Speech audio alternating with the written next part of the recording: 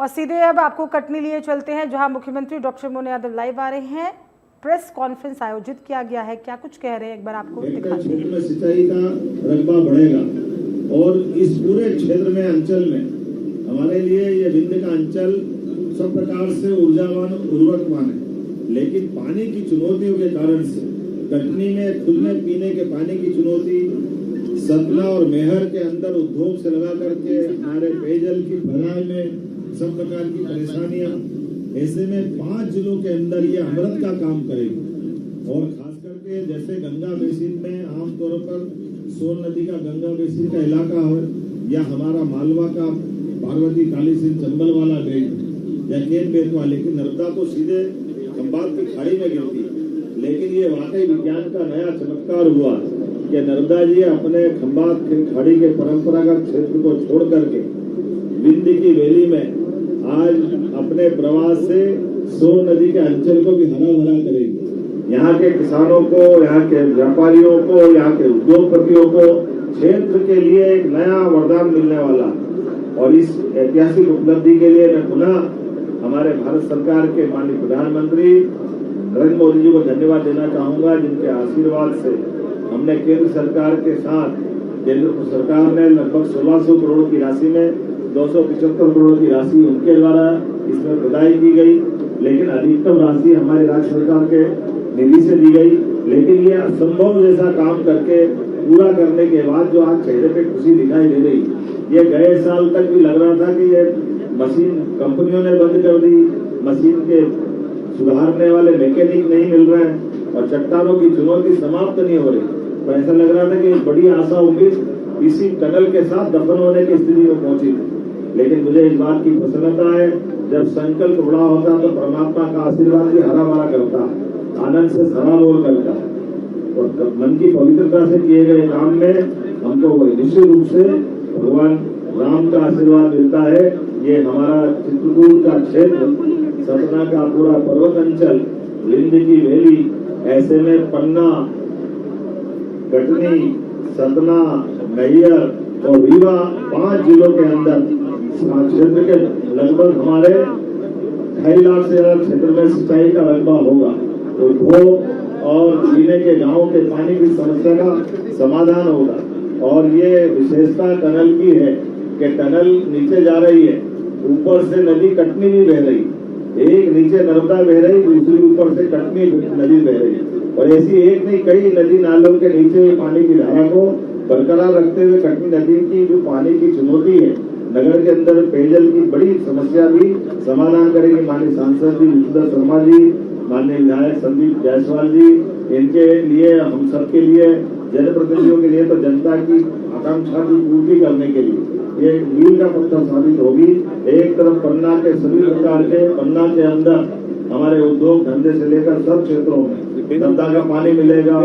रीवा बुंदेलखंड, खास करके बघेलखंड बुंदेलखंड का ये एक बड़ा ऐतिहासिक कदम है, जिसमें माननीय सांसद गणेश सिंह जी और उनकी पूरी लोकसभा, माननीय विष्णु शर्मा जी और उनकी पूरी विधानसभा, संजय पाठक जी, प्रतिमा बागरी जी, संदीप जायसवाल जी, प्रणव पांडे जी, आपके कितने गांव प्रभावित हो रहे हैं? 153 गाँवों को लाभ देगी। कई गाँव के, ये सीनाबाद गाँव जिसके हम यहाँ बैठे हैं, इसके नीचे से टनल जा रही, रेल ऊपर चल रही, नीचे टनल भी चल रही। ये चमत्कार है वास्तव। और पानी की धारा के बलबूते पर कई जगह बिजली भी बनाई जाएगी और आगे जाकर के कई सारे लोगों के लिए केस स्टडी का काम करेगी। इतनी कठिन चुनौतियों के बावजूद भी हमारे राज्य के अधिकारियों ने, एजुकेशन डिपार्टमेंट ने इसको पूरा करने का जो हिम्मत दिखाई, मैं उनको भी बधाई देना चाहूंगा। कई मित्रों के माध्यम से इसकी चुनौतियों के बीच हिम्मत दिलाने की जो बातें आई, वो भी महत्व की। उल्लेखनीय है कि ये टनल के साथ हमारा ये मध्य प्रदेश का एलिगेटेड एरिया का जो संकल्प है, हम इतना ही बताना चाहेंगे कि हमारी सरकार के बनने के बाद, वैसे तो मध्य प्रदेश में 1956 से लगा करके 2002-3 तक कांग्रेस के 55 साल के शासनकाल में केवल 7.5 लाख हेक्टेयर सिंचाई का रकबा था। ये नदियां पहले थी, जंगल पहले थे, टेक्नोलॉजी भी थी, लेकिन काम करने की इच्छा शक्ति के अभाव में किसानों को कठिनाइयों के बीच छोड़ करके सरकारें बनती रही, लेकिन सरकारें किसान की बेहतरी के लिए काम नहीं करती। मुझे इस बात की प्रसन्नता है, हमारी सरकार खाली उमा भारती, माननीय बाबूलाल जी गौर, माननीय शिवराज सिंह जी चौहान और हमारी सरकार के बनने के साथ जब हमने सरकार बनाई तो 44 लाख हेक्टेयर का क्षेत्रफल अब सिंचाई का हुआ था और अभी 2.5 साल में लगभग 65 लाख हेक्टेयर पे हम पहुंच गए। और ये किसान कल्याण वर्ष में तो और बड़ी सौगात है जो पूरे हमारे विंध्य के और ये पूरे क्षेत्र के किसानों 2.5 लाख किसानों के लिए केवल 3 महीने के अंदर ही हमारा 2 नहर चालू होकर के इसमें 1 लाख हेक्टेयर की सिंचाई का रकबा आने वाली रबी की फसल में मिलेगा। ये वाकई वरदान जैसा है और उम्मीद करेंगे आपके माध्यम से मैं सब किसानों से भी अपील करना चाहूंगा, आप अपनी सारी स्थिति कर लेकिन जमीनें मत बेचना। ये पूरा क्षेत्र भी पंजाब हरियाणा को पीछे छोड़ने वाला है। हमारे गांव के अंदर रहने वाले सभी प्रकार के आबादी के साथ जुड़ने वाले सभी प्रकार के भाई बहन, कोई बगीचा लगाना चाहे, खेती करना चाहे, उद्योग धंधे लगाना चाहे, हर एक क्षेत्र से इस क्षेत्र से पलायन रुकेगा और बड़े पैमाने पे रोजगार के अवसर प्राप्त होंगे, आर्थिक रूप से समृद्धि आएगी और लोगों के चेहरे पे रौनक आएगी। हमारी सरकार किसान कल्याण वर्ष में लगातार ऐसे बड़े बड़े संकल्प करते हुए आगे बढ़ रही है। आइए आप सबके माध्यम से ये सोन कछार का 152 क्यूबिक डिस्चार्ज से सतना के अंदर भी 1,04,970 हेक्टेयर, मेहर में 54,227 हेक्टेयर, कटनी जिले की 21,823 हेक्टेयर, रीवा जिले की 3,532 हेक्टेयर और पन्ना जिले की 448 हेक्टेयर। इस प्रकार से 1,85,000 हेक्टेयर कमांड एरिया में ये सिंचाई की सुविधा मिलेगी। इसी के साथ साथ नहरों के निर्माण का द्रुत गति से काम चालू है। 2026-27 में 30,000 हेक्टेयर, 2027-28 में 1,25,000 हेक्टेयर और 2028-29 में 1,85,000 हेक्टेयर में सिंचाई होगी। हम सब एक बार फिर एक तरह से नर्मदा का पानी नहीं है, ये अमृत का जल है जो यहाँ को अमरता की तरफ ले जाएगा। मेरी अपनी ओर से सबको, प्रदेशवासियों को, क्षेत्रवासियों को, सभी को बहुत बहुत बधाई। नर्मदा टनल का पानी कटनी शहर को मिल सके, इसके लिए क्या योजना है?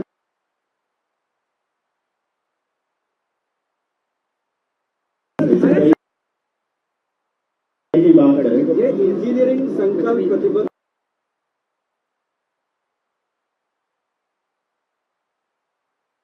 अद्भुत चुनौतियों वाला स्थान है। जैसे मैंने कहा पूरे देश को क्या दुनिया के लोग इसकी केस स्टडी करने आएंगे, क्योंकि चट्टाने काटने के लिए मशीन तो बनाई जा सकती, लेकिन एक मशीन कितनी चुनौतियों के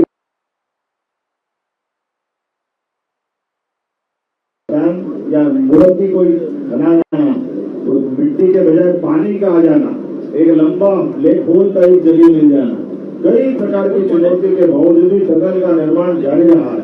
ये हमारे सभी अधिकारियों की प्रतिबद्धता, इसका विश्वास भी अंदर का था कि हम इसमें सफल होते रहेंगे।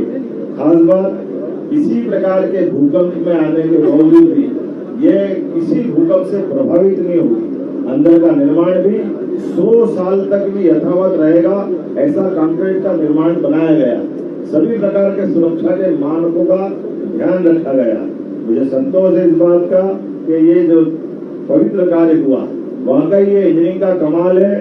प्रदेश सरकार और माननीय भारत सरकार के माध्यम से दुनिया के लोगों को आकर देखने का और क्षेत्र की बड़ी आवश्यकता की पूर्ति करने का एक नया संकल्प और नया उदाहरण बने। मुख्यमंत्री आप कह रहे थे 2000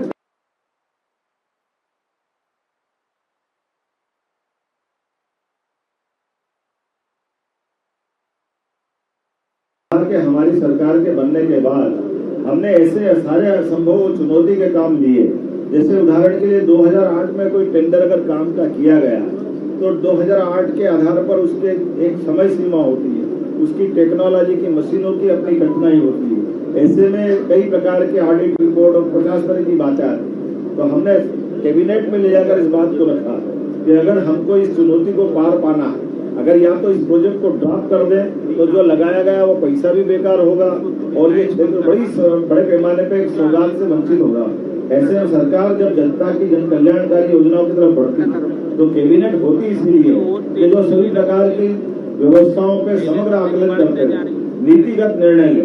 इसलिए नीतिगत निर्णय के बाद एजुकेशन डिपार्टमेंट से कहा गया कि आप इस काम में आगे बढ़ो, आज नहीं तो कल सफलता मिलेगी। एक बार नहीं, 2 बार नहीं, 8-8 बार हमको टाइम पीरियड बढ़ाना पड़ा, क्योंकि बार-बार मशीन खराब हो और मशीन की टेक्नोलॉजी, चुनौतियां, ये सब अलग प्रकार की।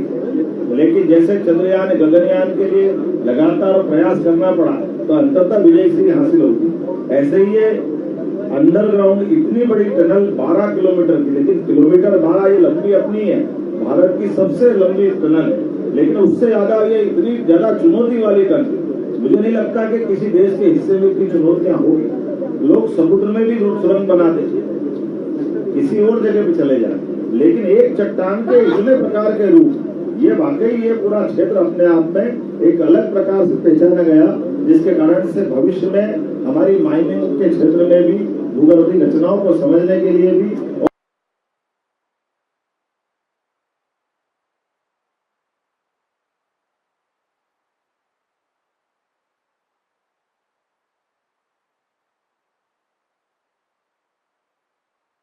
पानी के फ्लो का स्वाभाविक प्रकृति जन्य जो गुरुत्वाकर्षण के आधार पर पानी का फ्लो मिलता है, ये कोई भी योजना को पूरा करने में सबसे बड़ा सहारा होता है।